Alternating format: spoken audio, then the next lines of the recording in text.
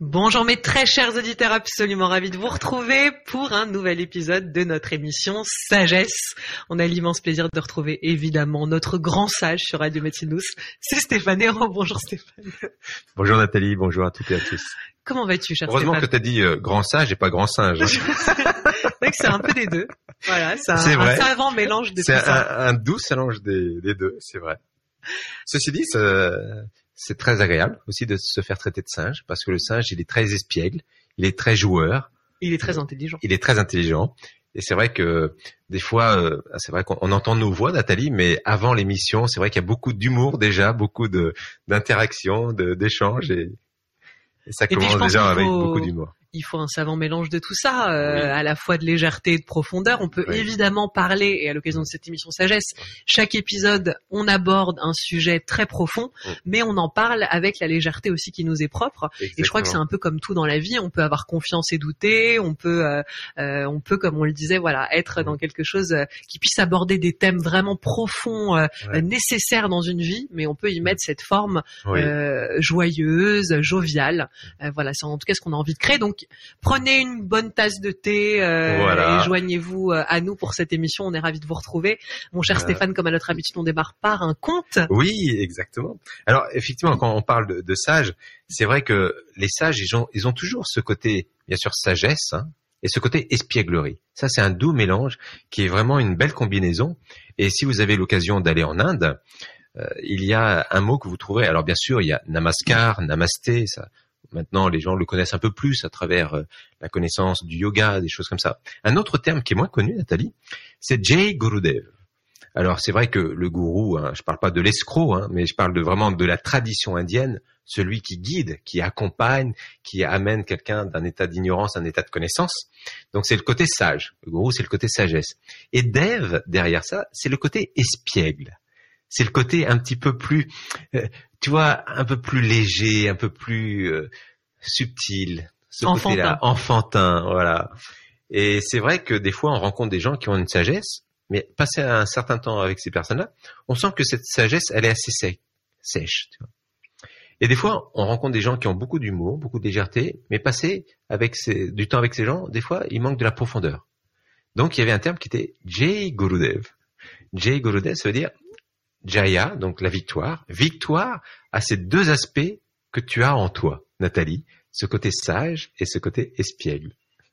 C'est intéressant. C'est tout à fait intéressant. Et en effet, là, je pense à Mooji, alors que je connais pas très bien, mais qui est assez connu. Et c'est vrai que juste les photos qu'on peut trouver de lui sur Internet ou même les petites vidéos que j'ai pu voir passer, il a une figure. Bon, je pense aussi à Sri Ravi Shankar que j'ai eu la chance de rencontrer. Voilà, tous ces hommes-là. Le Dalai Lama aussi, il avait un côté très espiègle dans ses réponses. Et puis c'est toujours l'idée de je sème une graine, mais je te laisse à toi le pouvoir et la capacité à trouver la propre réponse en toi. C'est un petit peu l'idée de ces émissions sagesse. On va pas vous heurter avec une vérité. On va vous trouver, on va vous laisser trouver. Si monsieur je le dis dans l'ordre, on va vous laisser trouver votre vérité à vous. Exactement. Et c'est quand même bien plus puissant quand on prend conscience en soi. Oui. Et tu vois, je reviens du monastère du Val de Consolation, hein, où je m'implique aussi pour la gestion de ce lieu. Et on vient juste de terminer une retraite qui s'appelle le silence du cœur et la joie de l'être. Et ben c'est vraiment ce doux mélange, le silence du cœur, aller en profondeur, et cette joie d'être. Alors l'histoire, Nathalie, quelle est l'histoire qui vient aujourd'hui? Eh ben écoute, je pense que dans cette dynamique-là, il y en a une qui me vient tout de suite. C'est l'histoire justement d'une personne qui va apprendre à méditer. Et il a entendu parler d'un sage qui était vraiment un grand maître de la méditation. Alors il arrive sous une pluie battante, il arrive près de la petite cabane du maître, le petit dojo, et il pose ses sandales et puis son parapluie. Il frappe à la porte. Quelqu'un vient lui ouvrir. Il dit, voilà, je me suis déplacé et j'aimerais apprendre à méditer. Très bien, je vais vous accompagner, puis je vais vous présenter au maître. Et là, le maître lui dit, très bien, j'ai bien entendu ton désir d'apprendre à méditer. Une petite question avant de commencer. Est-ce que tu as placé ton parapluie à gauche de tes sandales ou à droite de tes sandales? La personne est incapable de lui répondre. Alors il se sent un petit peu mal à l'aise. Il dit non, pas de souci, pas de problème. Je vais t'apprendre quand même à méditer. Et puis, il lui dit voilà, c'est très simple. Tu vas retourner chez toi. À 5 heures du matin, tu vas préparer l'endroit où tu vas méditer. Tu t'assieds. Tu vas poser tes mains bien face au soleil et poser sur les cuisses. Et pendant 20 minutes, tu vas rester en silence et là, tu pourras méditer. Par contre, il faut bien que tu respectes 5 heures du matin. Pas de souci. La personne dit, c'est vraiment très simple à méditer, il n'y a pas de souci, là, c'est vraiment super. Il remercie le maître et il s'en va. Et avant qu'il quitte le dojo, le maître lui dit, attends, par contre, il y a une seule chose qu'il faudra que tu fasses attention si tu veux vraiment méditer. C'est que tu ne dois pas penser aux singes. Il regarde le maître et dit oh, pas de souci, pas de souci. J'ai jamais pensé aux singes de toute ma vie. Je vois pas pourquoi je penserais aux singes maintenant. Je vous donne simplement ce conseil. C'est voilà, parce que ça pourrait effectivement vous empêcher de méditer. Il s'en va. Alors avant de se coucher, il prépare son endroit, son petit coussin, voilà, son petit autel, les petites bougies, et puis comme ça, il se dit demain matin à 5 heures, je serai prêt pour méditer.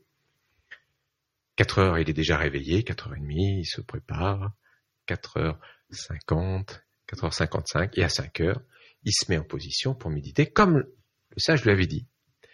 Et puis, au bout de 2-3 minutes, il a dit, ah oui, qu'est-ce qu'il m'avait donné comme conseil, en fait, le sage? De surtout pas penser aux singes. Ah mince, je viens de penser aux singes. Bon, c'est pas grave. Demain, je recommence à 5 heures, je m'installerai et je ne penserai pas aux singes. Il commence à avoir un peu plus d'appréhension. Le lendemain arrive, 5 heures arrive, il se met en position. Il dit, oh non, oh je viens de repenser aux singes. Oh non, c'est pas vrai. 3 jours, Nathalie, 4 jours, 5 jours passent. Il pense plus qu'aux singes, dans la journée, dans la nuit. Et là, à un moment donné, il en a marre. Il retourne voir le maître. Il dit, maître, vous vous souvenez de moi? Il dit, alors, comment se passe ta méditation? Maître, oubliez la méditation. Mais apprenez-moi à me débarrasser de singes. Extraordinaire. C'est un petit peu toute notre vie des fois. Complètement. Et puis là, c'est comme si je disais aux auditeurs, surtout ne pensez pas à une voiture rouge. Voilà. Évidemment, c'est ce à quoi vous allez immédiatement penser. Exactement. Il y a vraiment une clé de sagesse dans notre quotidien qui peut vraiment nous aider, Nathalie. Et tu as dû forcément la vivre ou la remarquer. C'est tout ce à quoi je résiste dans la vie persiste. Plus je mets de tension, plus je mets de résistance dans ma vie, en fin de compte, ça fait l'inverse de ce que je désire produire. Je voudrais m'en séparer, je voudrais vraiment m'en débarrasser. Eh ben non, comme par hasard, ces personnes qu'on voudrait se débarrasser, qu'on ne voudrait plus voir, par exemple, on va les voir de 2 fois plus, on va y penser 2 fois plus, ou une personne va nous faire penser à cette personne qu'on veut surtout éviter. Vous êtes dans une soirée, une personne vous avez fait du mal, et puis elle est en train de s'amuser, elle s'amuse avec tous ses amis, qui sont pratiquement les mêmes amis que vous. Et puis là, vous dites à votre voisin, t'as vu, après tout ce qu'elle m'a fait, elle s'amuse encore. C'est vrai que des fois, on est prisonnier, en fin de compte, on est plus prisonnier de nos pensées et de nos tensions, de nos résistances, que vraiment de ce qui nous lie à cette personne, de tous les déboires qu'on a pu avoir avec cette personne. Non, puis je pense aussi finalement aux personnes, mais aux problèmes qu'on se crée dans la vie. Et j'emploie finalement ce mot de créer parce que moi je pense qu'il n'y a pas vraiment de problème, il n'y a que des solutions ou en tout cas des opportunités d'évoluer. Et quand on se retrouve sur le chemin avec tu parles des personnes qui nous énervent, mais si on prend ces personnes qui nous énervent comme au contraire un biais pour mieux se connaître, comprendre qu'il y a une partie de nous qu'on rejette. Ça veut pas dire qu'on doit aimer tout le monde, mais ça veut dire que chaque rencontre qu'on a sur le chemin, elle peut nous être utile, on peut en faire quelque chose. Exactement. Et c'est toujours ça qui compte, on l'a beaucoup abordé dans les émissions sagesse, c'est finalement pas les événements en tant que tels, c'est ce qu'on va réussir à en faire. Exactement. Et finalement un problème, on peut le transformer comme une opportunité. Oui. Tout simplement, plus on développe ce mécanisme, ce muscle, à chaque fois qu'on se retrouve dans une situation qui nous dérange, plus on se dit ok, qu'est-ce qu'elle a à m'apprendre, c'est intéressant, qu'est-ce que ça dit de moi, comment je peux utiliser ça finalement intelligemment, et plus ça va nous être utile et on finit comme ça dans la vie. Je sais pas toi comment tu fonctionnes dans ton quotidien, mais moi en tout cas j'essaye, même si au début je réagis humainement, c'est-à-dire qu'il y a des fois où j'ai envie de mettre des coups de tête aux gens qui qui m'énervent, mais dans un deuxième temps j'essaye d'y mettre un peu de sagesse. Oui. Avant c'est pas mal. En tout cas, l'idée de focaliser, elle est intéressante. Ouais, elle est très intéressante. Plus vous restez focus sur une problématique entre guillemets, et plus, comme tu le disais, elle devient une montagne. Oui, on a pu se en rendre compte dans notre quotidien. C'est vrai que plus sur quoi je porte mon attention, et plus cette chose va grandir. Donc, ça va dépendre dans quelle énergie je suis en fin de compte. Si j'ai très peu d'énergie, ce qu'on peut appeler le prana ou le ki, le chi, si on a peu de prana, d'énergie vitale, effectivement, il y a 3 tendances du mental qui vont se manifester naturellement en nous. Une première tendance, ça va être justement, tu sais, cette aptitude du mental ou cette tendance à être toujours d'accord, pas d'accord, d'accord, pas d'accord. C'est-à-dire que si on observait un peu plus le mécanisme, on s'aperçoit qu'on est souvent d'accord avec les choses qu'on connaît déjà. Et les choses qu'on connaît pas, on aurait tendance tout de suite, lorsqu'on a peu d'énergie, à dire pas d'accord. Ah, il y a ton chéri ou ta chérie, ton conjoint, ta conjointe qui te dit quelque chose, tu rentres dans peut-être une journée un petit peu fatigante, et tout de suite, avec peu d'énergie, tu vas dire non, je suis pas d'accord. Et après un quart d'heure, 20 minutes, lorsque le repos s'est installé, lorsque tu t'es détendu, tu dis ah quand même, il avait raison. Ça nous est tous arrivé, non? Tout à fait. C'est-à-dire que ce mécanisme du mental, lorsqu'on le voit pas venir, il nous empêche de vraiment ouvrir nos sens dans tout l'aspect des sens pour capter l'information. Qu'est-ce que cette personne est en train de me transmettre? Qu'est-ce que je suis en train de recevoir? Tu vois, quand j'ai plein d'énergie, je peux vite fait avoir un filtre qui m'empêche de voir la réalité. Donc, je vais interpréter avec mes croyances, avec mes émotions, avec plein de choses. Maintenant, cette tendance, elle n'est pas irrémédiable. Plus je vais augmenter mon énergie et plus je vais m'apercevoir que j'ai le droit d'être d'accord, pas d'accord. Mais est-ce que j'ai d'abord laissé rentrer l'information? Est-ce que je l'ai pris comme telle? Et avec mon expérience, je peux l'accréditer du d'accord, pas d'accord. Il y a plein de choses qu'une personne me dit, je ne veux pas être d'accord avec tout. Mais tu vois, au moins, je laisse l'opportunité à ce que cette nouvelle information, même si j'y suis pas familière, même si je suis pas en accord avec ça dans un premier temps, je vais la laisser rentrer. Par mon expérience, après, je vais dire, tiens, cette personne n'avait pas tout à fait tort. Tiens, j'avais pas encore expérimenté cette information avec cet angle de perception ou de vue. Donc, la première tendance, c'est ce d'accord, pas d'accord, qui peut être un frein à notre évolution si on n'en est pas conscient. Une fois de plus, ça ne veut pas dire que vous n'avez pas le droit d'avoir un avis, ça ne veut pas dire que vous n'avez pas le droit d'avoir vos propres opinions. Mais observez le mécanisme. Ça, c'est la première chose importante, d'observer ce mécanisme qui s'est installé en nous. Le deuxième mécanisme qui peut s'installer en nous aussi, c'est lorsqu'on a peu d'énergie, c'est que notre mental, tu vois Nathalie, il va souvent passer et vaciller entre le passé, futur, passé, futur, passé, futur, passé, futur. Et on en a oublié le moment présent. Et on s'aperçoit qu'à chaque fois qu'il a glissé dans le passé, il y a des émotions qui viennent liées au passé. Généralement, ce qui est lié au passé, c'est les regrets, les remords, la nostalgie, tous ces aspects-là. La colère peut être aussi quelque chose lié à une situation passée. Dans le présent, ça va être beaucoup plus une expression de la joie, de l'enthousiasme, ce qui est naturellement dans le présent. Tu vois, ces énergies comme Jésus disait, redevenez comme un enfant et vous verrez le royaume des cieux. C'est-à-dire que quand on est dans cet état d'enfant, il vit complètement le présent. Ça ne veut pas dire qu'il va pas vivre une colère, mais la colère, au bout de 5 minutes, elle peut être tout de suite tournée en autre chose. Nous, on vit une colère et des fois, 5 semaines après, on est encore en colère vis-à-vis de la chose qui nous a rendu en colère. Alors que l'enfant, lui, il va passer vite fait à quelque chose d'autre. Il va vivre l'émotion parce que elle est là, elle est présente, il l'exprime.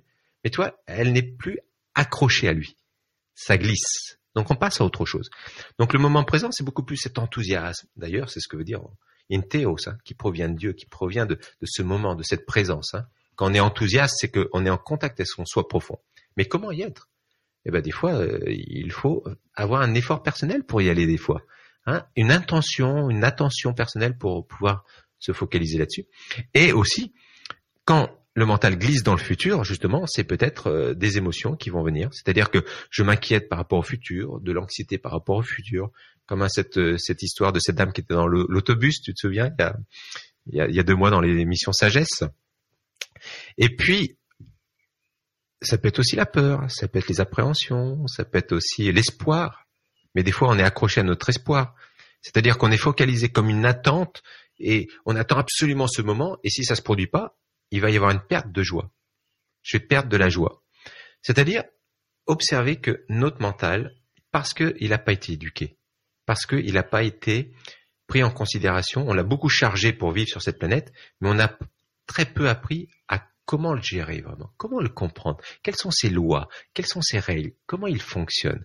Et ça, c'est intéressant d'aller observer ça, mais pas dans le sens un petit peu trop mentalisé justement, beaucoup plus à travers un temps de repos, un temps d'observation, un temps de méditation. Tiens, là voilà, je vois ce mental qui vacille entre le passé et le futur. Tiens, je vois que je suis en train de glisser d'une émotion à une autre.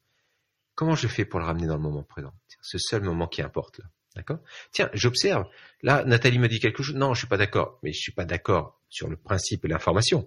Je suis simplement pas d'accord pour l'instant avec un mécanisme que j'ai mis en place. C'est complètement différent. Et la troisième chose, c'est la troisième tendance, c'est que une tendance de ce mental, c'est quand il n'a pas d'énergie, et ça on peut le voir dans une société où le prana des fois est un petit peu bas, c'est qu'on va s'agripper au négatif plus qu'au positif. Tu vois, dans ta radio, c'est magnifique parce que quand on entend ta voix, lorsqu'on entend tous les intervenants, on apporte beaucoup plus de positivité. C'est-à-dire 95-99%, c'est sur quelque chose de positif que tu as traité comme information. Si tu prends la presse dans les kiosques à journaux, ils vont traiter 80-85% de négativité. Et en fin de compte, on s'aperçoit que quand on a peu d'énergie, notre mémoire va s'agripper au négatif. Si on passe une belle soirée ensemble, je te fais 10 beaux compliments, et la dernière chose que je te dis, c'est une chose désagréable. Si tu as peu d'énergie, ou si la personne a peu d'énergie, si une amie t'appelle le lendemain, tu vas peut-être t'orienter. Ah non, tu sais, alors comment s'est passée ta soirée avec Stéphane? Et tu sais ce qu'il m'a dit quand même, hein? Si on a peu d'énergie, on va faire de 20% de négatif 120%. Alors que si on a beaucoup d'énergie, on va dire oui, bon, c'est vrai qu'il m'a fait une petite remarque désobligeante, mais par contre, quelle belle soirée, tu sais, c'est vrai qu'il a pris soin de moi. Donc c'est vrai que des fois, on peut s'apercevoir que lorsqu'on manque de prana, d'énergie, on va beaucoup plus voir le verre à moitié vide plutôt qu'à moitié plein. Donc ces trois tendances du mental, c'est intéressant d'aller les observer, d'aller et puis voir comment... D'aller les questionner. Ouais, d'aller les questionner, puis voir comment on peut justement dépasser ces tendances, parce que ces tendances se manifestent lorsqu'on a peu d'énergie. Et quand on commence à avoir beaucoup d'énergie, on l'a tous vécu, ça nous glisse beaucoup plus facilement dessus. Exactement. Parce que là, tu décrivais une situation où on rentre chez soi le soir après le travail et tout d'un coup, notre conjoint nous fait une remarque et on n'est tout de suite pas d'accord, ou alors on nous propose quelque chose. Finalement, ça décrit aussi un quotidien qui nous fatigue, qui nous prend de l'énergie, des journées très longues. Parfois, on oublie aussi que de s'offrir un sas entre les différents moments, en fonction des différents rôles qu'on peut avoir si on n'est pas maman. Voilà, entre le moment où on quitte son activité professionnelle, on doit récupérer les enfants, après on retrouve la personne avec laquelle on partage notre vie, tous ces moments, ça mériterait quand même d'avoir des petits sas. Alors il y a beaucoup de gens qui disent oui, mais moi j'ai pas le temps, je cours déjà dans tous les sens. Et parfois un sas, et peut-être que tu peux le confirmer, c'est juste 5 minutes, fermer les yeux, respirer, juste se déposer et savoir trouver un moment de coupure entre tous les différents rôles qu'on doit investir dans notre quotidien. Et ce que tu dis, c'est d'autant plus juste parce que c'est vraiment, tu le sens par une expérience. C'est vrai que tu sens que si tu ne crées pas ce sas de sécurité, tu sais, je prends toujours l'exemple par rapport à ce sas, c'est une très belle image et j'aime bien cette notion de sas parce que tu sais quand par exemple un astronaute sort dans l'espace, il y a un sas avant qu'il sorte et quand il revient, il y a aussi un sas avant de revenir. En fin de compte, pour moi, cet astronaute, c'est comme s'il est à l'intérieur et puis à un moment donné, il va vers cet extérieur qui est vaste, qui est un petit peu aussi dangereux à un certain niveau, et puis on ne sait pas comment l'apprendre. Et quand tu reviens, tu dois créer ce sas. Vas-y, prends une gorgée. Donc ce sas de sécurité, oui, quand on rentre chez soi, quel est ce sas que je vais me créer? Alors déjà, prendre du recul. Prendre du recul, ça va être hyper important. Prendre la respiration. Dont j'ai bien besoin. Voilà. Je viens de m'étouffer. Mais ça doit dire quelque chose. C'est mon corps qui me dit, regarde, écoute bien ce que dit Stéphane. J'ai véritablement besoin d'un sas, Nathalie. Oui. Disons que c'est intéressant. Est-ce qu'on se le crée, ce sas? Pour moi, quand j'en ai pris conscience quand j'ai commencé à travailler auprès des personnes âgées. Donc j'ai accompagné pendant 20 mois les personnes en fin de vie. Et j'étais jeune, j'avais 23, 24 ans, c'était mon service militaire. Et c'est vrai que quand je rentrais, je pouvais pas tout de suite rentrer dans une activité ou être avec ma famille ou avec ma compagne. J'avais besoin d'un sas parce que c'était important de prendre ce temps de recul. Déjà, ce qui était vécu dans la journée, c'était tellement intense que je pouvais pas me dire ah bah tiens, je passe à autre chose, allez tout de suite. Parce que le stress que tu vis dans une journée, si tu crées pas ce sas dont tu as vraiment mentionné, et puis c'est tellement important que tu dis que ce stress, tu vas le traîner dans l'autre partie de ta vie, qui va générer un autre stress et qui va créer un stress dans ta vie intime. Quand tu vas repartir au travail, tu vas reprendre ce stress qui a augmenté, tu vas revenir dans ton travail avec ce stress et ainsi de suite. Alors, puis c'est un cercle vicieux. Exactement. Et la première chose que je faisais, tu vois, et même je le fais habituellement lorsque je sens que c'est un besoin, un premier sas, sans parler de méditation. Il y a quelque chose qui est très simple à mettre en application, si c'est possible, en tout cas, quand on rentre chez soi.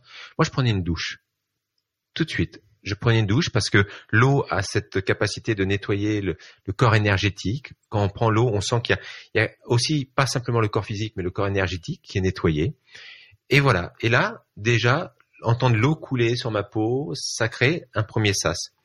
Oui, puis ça détend. En fait, on sent qu'on dort pas de la même manière si on a pris une douche. Exactement. Et c'est pas qu'une hygiène, une question d'hygiène corporelle, parce qu'on n'est pas sale quand on se lave pas pendant même quelques jours. Oui, c'est juste l'idée de nettoyer, en effet, comme tu dis ça. On oublie souvent que la douche, c'est aussi un outil pour se nettoyer énergétiquement. Énergétiquement, ouais. Alors, on peut aussi se laver les mains, passer un peu d'eau sur le visage, mais tu vois, déjà se créer ce sas.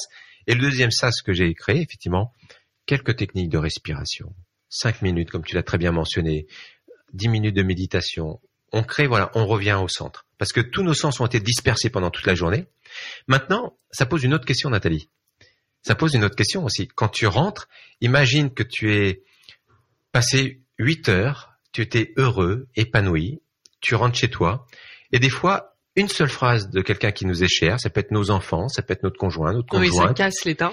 Et tout de suite, en même pas 20 secondes, 30 secondes, les 8 heures où tu as senti une joie, un bonheur, un épanouissement, c'est parti en fumée. La question que je me suis posée quand je commençais à vivre ce type de choses, je dis mais comment ça se fait, Stéphane, que tu délègues ton pouvoir, et c'est bien, ce que j'ai bien aimé, c'est quand tu disais que tu crées aussi, qu'est-ce que tu crées dans ta vie? Tu as ton pouvoir de création. Comment ça se fait que tu lègues à l'autre le pouvoir de t'enlever 8 heures de bien-être en même pas 20 secondes? Tu vois le rapport? 20 secondes, 8 heures. Et en fin de compte, ces 20 secondes sont beaucoup plus lourds, beaucoup plus puissants que tes 8 heures. J'ai dit là, il y a quelque chose que tu dois explorer. Ça veut dire qu'à un moment donné, je ne me suis pas assez renforcé. À un moment donné, je ne me suis pas créé assez ce sas de sécurité qui me permet de prendre du recul.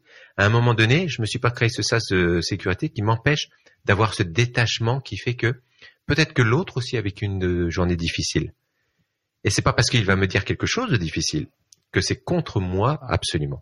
Ça peut être une expression de son stress parce que lui-même ne s'est pas créé son sas de sécurité. Lui-même n'a pas pris le temps d'augmenter son prana, son énergie. Et lui-même, il va être pris dans ces 3 tendances du mental. Tu vois, en fin de compte, on s'aperçoit que c'est un jeu permanent dans une grande pièce de théâtre où, à un moment donné, on est en train de jouer cette pièce de théâtre sans avoir toutes les clés de la pièce de théâtre. Et comment revenir à ces clés? Ça s'invente pas. Si on va prendre des cours pour apprendre à conduire, des fois c'est essentiel de pouvoir prendre un temps pour être accompagné, le temps nécessaire, avec la personne que vous avez envie de sentir, que vous ressentez bien, qui vous donne au moins les clés nécessaires, qu'on comprend comment on fonctionne. Et après, on se sent beaucoup plus fort. Et c'est ce que je dis toujours, quand tu as un petit arbrisseau, au départ, tu mets une barrière autour de lui pour éviter qu'on vienne soit le manger, soit l'endommager. Donc c'est important dans un premier temps d'apprendre et puis de se consolider cette barrière énergétique où petit à petit je vais me renforcer pour aller aussi donner mieux à l'autre. Oui, puis pas se faire trimballer par les énergies des autres. Et c'est vrai qu'on peut voir aujourd'hui par les réseaux sociaux qui sont vraiment un haut-parleur de ce qui se passe dans la vie de chacun. Et beaucoup parlent de passer des journées affreuses où les autres leur ont enlevé toute leur énergie vitale, de par tout ce qu'ils ont projeté en termes de colère, de jalousie. Et on voit que le monde professionnel aussi, parfois la règle c'est la compétition, et donc c'est pas forcément des moments simples, mais si à un moment on se dit que, et comme tu dis très bien, on a une forme de responsabilité de ce qu'on vit, on pourrait penser qu'on le subit, mais moi je pense qu'on est à la fois acteur, même si on se sent victime de toutes ces situations. Et tu parlais d'être fatigué finalement, d'avoir déjà une énergie qui est basse, ça tu nous en as parlé à de nombreuses reprises, mais de mettre en place une hygiène quotidienne énergétique. Donc là on parlait de ce sas, mais il y a aussi quel est votre rituel matinal, quel est votre moment avec vous qui vous permet de démarrer une journée et d'avoir une énergie. Et là on parle pas d'une énergie parce que vous avez bien mangé, on vous parle aussi d'une énergie vitale, de respirer en conscience, d'avoir vraiment un temps chaque jour pour maintenir ce taux vibratoire, comme on dit, et se laisser moins atteindre par les autres. Et puis à un moment, si vous passez vos journées à vous faire happer dans les énergies des autres, faut remettre en question quelque chose. Mais en tout cas, il y a un changement à mettre en place. Il y a peut-être un exercice que nos auditeurs, auditrices peuvent faire rapidement. C'est très simple, c'est prendre une feuille devant eux, et puis prendre un stylo, et ils dessinent un cercle. J'appelle ça le camembert de ma vie. C'est-à-dire que, par exemple, ce camembert, il va y avoir, chaque portion va représenter un temps que je consacre à une activité. Par exemple, ce camembert peut être comme à l'horloge. Il y a 12 petites barres pour les 12 heures. Bon, ça peut être 24, peu importe. Mais me dire, tiens, dans ce camembert, quelle est mon activité dans une journée? Déjà, je vais peut-être passer 6 à 8 heures de sommeil. Donc, ça fait déjà un tiers de mon camembert. Et après, je continue ce camembert en remplissant les activités. Tiens, le temps que je passe dans le transport. Combien de pourcentage de ce camembert? Et je continue. Le temps que je passe avec ma famille, le temps que je passe avec mes collègues, le temps que je passe au travail. Donc déjà, ça prend beaucoup de temps tout ça. Le temps que je passe au téléphone, le temps que je passe devant la télé. Et on s'aperçoit vraiment que le temps qu'on se consacre de qualité à soi-même, à notre conscience, à notre bien-être, à ce repos, on s'aperçoit que c'est tellement minime. Et je me dis, comment on peut avoir un impact sur le reste de notre journée si déjà ce temps, on le consacre pas un peu plus en quantité, mais pour remplir plus de qualité. Parce que tu passes du temps avec les gens. Mais la question, c'est de se dire, est-ce que je passe un temps de quantité avec ces personnes, avec mes enfants, ou est-ce que je passe un temps de qualité avec mes enfants, ou avec quelqu'un d'autre, Donc c'est vrai que pour moi, la notion de qualité, un sas de sécurité. Oui, c'est vrai, c'est un sas de sécurité énergétique. Prendre plus de temps pour mieux se comprendre comment on fonctionne. Je dirais que à l'heure actuelle, la société doit aller de plus en plus vers ça, parce que on ne mettra plus de bon sens dans nos activités, dans nos paroles, dans nos actes, si on prend pas ce temps. Et c'est très important. Et puis tout ça nous ramène à la responsabilité qu'on a chacun aussi, de savoir, là tu dis c'est très intéressant de poser tout le temps. Alors on peut dire mais mon temps il m'appartient pas, il appartient à mon entreprise parce que je lui vends, il appartient à mes enfants parce que je les ai mis au monde, il appartient à mon mec parce que je l'ai épousé, mais en fait il y a bien un moment où il y a un temps dont vous pouvez disposer entre vous et vous-même, et c'est aussi une excuse que de penser qu'il y a pas une seule seconde à vous. Ah oui, c'est vrai. Et le temps en tant que, comme tu viens de le décrire, tout à fait. Maintenant, comme une fois de plus, il y a ce temps de qualité. Quelle est la qualité que je vais mettre dans ce temps? Même si il doit être dépensé ce temps dans la relation à l'autre ou l'activité, comme tu viens de très bien le mentionner. Mais maintenant, la qualité de ce temps, ça m'appartient. Oui. Ça m'appartient. Ouais. Alors mon cher Stéphane, si les auditeurs ont envie d'aller plus loin, de découvrir toutes tes activités, ils peuvent le faire via ton site internet qui reste le même, www.stephanero.com. Oui, c'est vrai. Tu y proposes à la fois des séances de coaching en individuel. Oui, tout à fait. Et donc on peut suivre aussi tes actualités, les différentes formations, j'allais dire conférences, événements auxquels tu participes. Oui, c'est vrai que alors déjà l'activité life coaching, bien sûr, je suis toujours très content de pouvoir accompagner d'autres personnes à franchir un cap dans leur vie. Donc ça, vous êtes les bienvenus. Et puis aussi de passer plus un temps de stage, de séminaire. J'ai plusieurs retraites, une que j'ai appelée la retraite, donc le silence du cœur, la joie de l'être. Voilà, donc il va y en avoir une au mois d'août avec notre partenaire Sensorialiste que tu connais bien, Alan Caillot. Ensuite, une autre retraite qui s'appelle Joie, Vitalité et Spiritualité avec Anne Pillon, qui a un restaurant justement de jus, et donc elle est naturopathe. Et on va faire aussi cette belle retraite. Puis il y a des voyages, Nathalie. Il y a un séjour à Tenerife du 2 au 9 juin. Un magnifique voyage avec mon épouse. On va partager un moment de yoga, méditation, voilà, donc avec des excursions pour visiter cette belle île. Et du 20 octobre au 3 novembre, j'organise un voyage aussi qui s'appelle ça s'appelle Voyage et Sagesse dans l'Inde du Nord. Voilà, de 20 octobre au 3 novembre. Donc il y a plusieurs activités, des conférences par-ci par-là. Et puis et carrément un voyage en Inde. Et oui, parce que ça fait plusieurs temps que plusieurs personnes me le demandent. Et c'est vrai que voilà, ils avaient envie de le découvrir avec aussi. Ça fait depuis 1996 que j'y vais régulièrement. Donc voilà, je partagerai avec mon épouse, on partagera aussi. Quand tu dis 1996, on dirait un autre. Ouais, c'est vrai, hein. C'est vrai, c'est un autre temps. 1996. Exactement. Et puis bientôt, il y a aussi le sommet de la conscience où tu interviens aussi en tant que intervenant dans ce voilà, donc qui est organisé par le sommet de la conscience et Anna Sandra qui les auditeurs connaissent. Exactement, donc un petit coucou à Anna. Et puis Stéphane et donc on pourra te découvrir en vidéo à l'occasion du sommet de la conscience. Exactement. Tu vas réaliser une vidéo. Alors pour ça, d'ici quelques temps, on mettra en ligne des liens auxquels vous pouvez vous inscrire. Donc le principe, c'est qu'en fait vous recevez tous les jours 3 cadeaux, à savoir 3 conférences sur des sujets variés. Si ça se trouve, on tombera même peut-être le même jour. Voilà, mais ça c'est allé. J'ai hâte de découvrir la tienne. J'ai hâte de découvrir la tienne, Nathalie. Voilà, on vous a tourné en tout cas du très beau contenu de qualité qui est fait avec le cœur. Voilà. Et bientôt mon blog qui va être lancé aussi. Donc sur mon site internet, ils pourront avoir aussi des. Voilà, en tout cas, tu vois, en fin de compte, on s'ennuie pas. Le principal, non, on s'ennuie pas. Le principal, c'est vraiment qu'on puisse faire en sorte que cette planète soit vraiment, voilà, un champ de partage, de joie, de bonheur. Et si on peut y contribuer à notre petite dimension, c'est toujours un plaisir.